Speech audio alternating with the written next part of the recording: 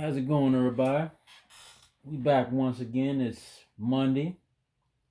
Well, actually, it's Tuesday because I think it's like about 12 midnight. But anyway, hopefully everybody's in good health, in good spirits.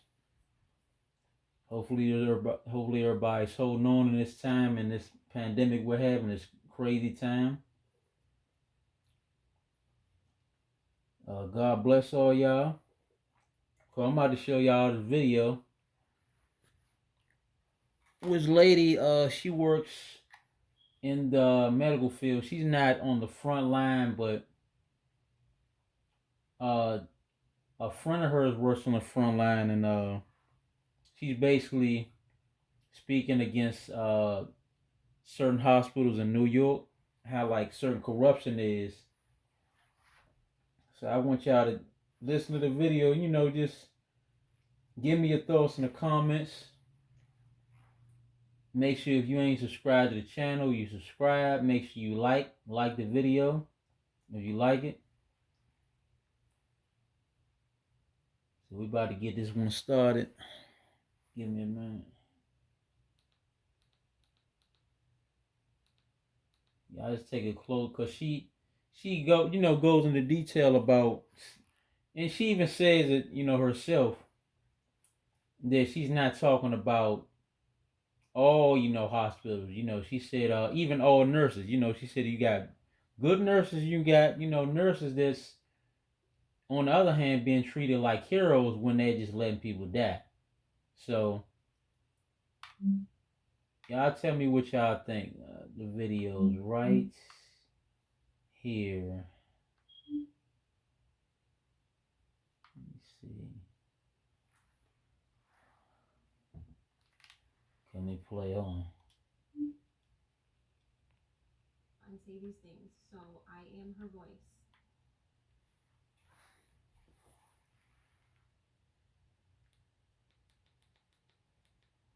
Okay. Let's hope this video go viral. I'm sure I'm going to get some hate messages after this. Frankly, I don't care because this could save someone's life. I'm a nurse practitioner. I am licensed and certified. I am not on the front lines. I have a friend in New York City who's on the front lines. And for her safety, she cannot come out and say these things. So I am her voice. I'm not going to name names of people or hospitals for the safety of those involved. But this is her account, okay? I am her voice here. I'm going to tell you what she has told me. She wants this to get out. Now, I'm sure this is not the case everywhere. I'm confident. I have friends that are in other places. They're on the front lines, they're in ICU, and it's not like this everywhere. But in New York City right now, in some of the hospitals, this is what is going on. People are sick, but they don't have to stay sick. They are killing them. They are not helping them. She used the word murder, coming from a nurse who went to New York City expecting to help. Patients are left to rot and die. Her words. She has never seen so much neglect. No one cares.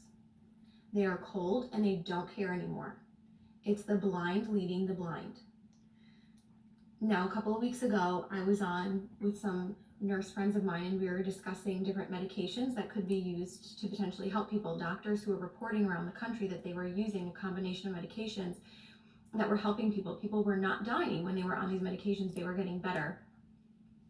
Those medications are not being used in hospitals in New York City. What is happening is that they're putting people on nasal cannula. If they require more than 6 liters of nasal cannula, they get intubated, they go on the vent, or they get trached if there's not enough vents. They don't get high flow, no non-rebreather, no non-invasive ventilation, no CPAP, no BiPAP. They're on a closed system, the ventilator, versus a CPAP or a BiPAP for fear that it will spread the virus. Which, by the way, I know a nurse in Florida who was fired for exposing that about CPAP and BiPAP and patients being put on the ventilator, like straight away to the ventilator, to be on a closed system. The patients don't know any better. They don't have family with them. There is no one there with them to advocate for them. So they are scared and they give consent. The ventilators have high PEEP, high pressure, which then causes barotrauma. It causes trauma to the lungs. Dr. Siddell, Cameron Kyle Siddell, a few weeks ago put out a video. He's in New York City, and he put out a video saying something is not right, like we're not treating this correctly. We're doing something wrong. This doesn't make sense. They pulled his video from YouTube and they took him out of ICU because they couldn't have one doctor going against the grain, going against their protocol. The protocol is propofol or some kind of sedation because they're on the ventilator, and IV antibiotics. There's no hydroxychloroquine. They're not using that combination with Zithromax. They're not using zinc, vitamin C, high doses of vitamins A and D. They laugh. This is what she's told me. They laugh at that. She says, this is a nightmare. It's out of a horror movie, and I don't want to be a part of this. There are people who are a full code, and yet if they crash, they're not doing compressions because it will spread the virus. Full code, not doing compressions. Family is not there. They have no one to answer to. No one is being held accountable. A code was called and no one came. So sometimes they're not even resuscitating people. Again, left to rot and die. They're not given blood because we know that the blood is not oxygenated in these COVID patients. We know that. There are doctors all around the world sounding the alarms. These are the drugs that work. This is the pathophysiology of the disease. This is what's happening. And for some reason, it's not changing. Even though we know, some of us know what's going on, nothing is changing on the front lines. They stay in the same PPE all shift, except for the top pair of gloves. So 2 pairs of gloves, or I don't know, maybe more than 2, but they're only changing the gloves on the outside. Gown, mask, whatever else stays the same because all patients are COVID patients. So if it's a COVID floor, it's all COVID, but it's not because some of them are rule out COVID. So even if they're rule out COVID and they're not COVID, they're going to get COVID because they're using the same PPE all shift and they're carrying that contamination to all the patients. They're not changing their PPE. They're not going into rooms. So they're running long tubing into the room so that they can manage the tubing from outside of the rooms. So if they're not going into the rooms, that means they're not assessing the patients as frequently as you would be otherwise assessing your patients. They are not doing rapid result tests. You're lucky if you get results in 5 days. Okay, this is coming from my friend who is in New York City right now on assignment, who went there to help, and this is what she's finding. It's a horror movie, she says. Not because of the disease, but because of the way it's being handled. She said, we need help, and people are sitting there waiting in the hotels. Money, I guess, being paid, it's being paid for by FEMA, and yet they're still understaffed. And there are hundreds of people, hundreds of nurses in the hotels waiting to be called onto a shift. So there is manpower enough if the goal were to actually save people. But resources are not being utilized properly or to full capacity in a way that maximizes the patient benefit or improves the outcomes. The records and charting are crap. And now some of these hospitals in New York City are probably crappy on a good day. So you add in the fear of COVID and the fear of the whole pandemic and forget it. So if you're in a crappy hospital with crappy nurses, let's face it, all of us nurses have worked with crappy nurses before who don't care. So now you add in this, forget it. And they're having people do things that they can't do. So maybe things that they're not proficient in. So maybe a nurse who's not familiar or comfortable with using a ventilator. And it's that figure it out mentality. Figure it out. These patients are critical and they're crashing, figure it out. So nurses are being celebrated as heroes, right? We see how like the fire trucks and the police are like lining up and practically having these parades and celebrating them as heroes. And don't get me wrong, I'm sure in some parts of the country and other ICUs, I have friends that are working on the front lines in ICU and they are good nurses. And some of them are heroes, but we have nurses being celebrated as heroes who are killing people. They're not heroes. And they're being brainwashed to think they're doing something great just by going to work because they're brave enough to go to work. Well, what are you doing at work? You're certainly not saving people if you're not even running codes. You're not even going into patient rooms. You're a coward. You're hurting people. You're killing them. You're contributing to the problem. I know I'm going to get hate mail for this, and that's fine, because people are dying who don't have to die. Again, there's no family there, so no one's being held accountable. And once these people get intubated, they're being scared into giving consent to be intubated, and then for a lot of them, it's over. And there's nobody going to be held accountable. And there's nobody looking out for them. They are completely by themselves. There's like a total lack of critical thinking. It's out the window. And people are scared to speak up. And one person alone isn't going to change the overall culture of a hospital or a system or a city.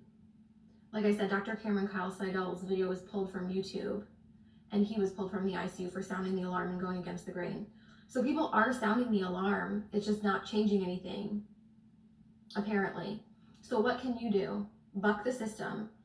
I'm really fortunate. I don't have any family in New York City that I personally have to worry about. If there are people that you are worried about, or maybe it's not even New York City, maybe you're in another city that's being really hard hit and you're just hearing really bad things coming out of that city, buck the system. Something is wrong in the system. So go against the grain. Request records immediately. Records, transcripts, immediately. If there's a medication that you want your loved one to be given, report it as an at-home medication and demand that it be continued.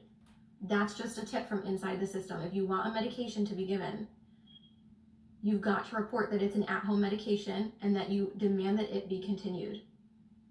Your loved one is not going to have you in there advocating for them once they go in. You're not allowed in. The only reports that we're able to get of what's going on are coming from the inside, and people are afraid to speak out. People have lost their jobs. Do not give consent for intubation if you don't want to be intubated or your loved one to be intubated. Demand non-invasive or less invasive ventilation methods. As soon as you give that consent, you might not come out of it. Now, in some cases, it might be appropriate. We just don't know. We know that it's being used inappropriately in a lot of cases, and that the ventilators are making people worse.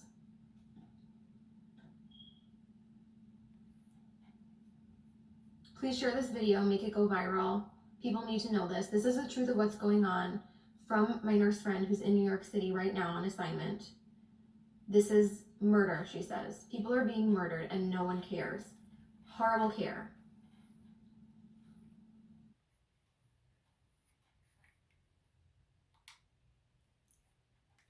Y'all hear that? Now, what y'all think about that? Do y'all agree with it, or do y'all disagree, or what y'all think? Do y'all think they letting these people die? Because one thing I can tell you about the world, it's a corrupt world we live in. It's corrupt all over. And there's some places are more corrupt than others, but it's a corrupt world.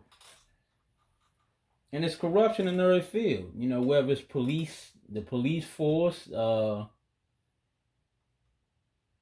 medical field, Hollywood, or it's like it's corruption everywhere you look, any field. So it's like you can't win for losing. You really can't. And it's like when they start throwing money in these people's face or start getting them bonuses, or people really start going against the grain, and people really start selling out. Yeah, a lot of people, they do anything for $1. They don't care if they got to take one of their loved ones out. If money involved, don't let money be involved. Shit, or material stuff. They'll really sell out. So I just wanted to show y'all this video. Like the video, share it, subscribe to the channel, God Fearing, if you ain't already subscribed yet. So whoever checking out the video, I deeply appreciate y'all for viewing the video. Leave your comments in the comment section. Tell me what y'all think about this.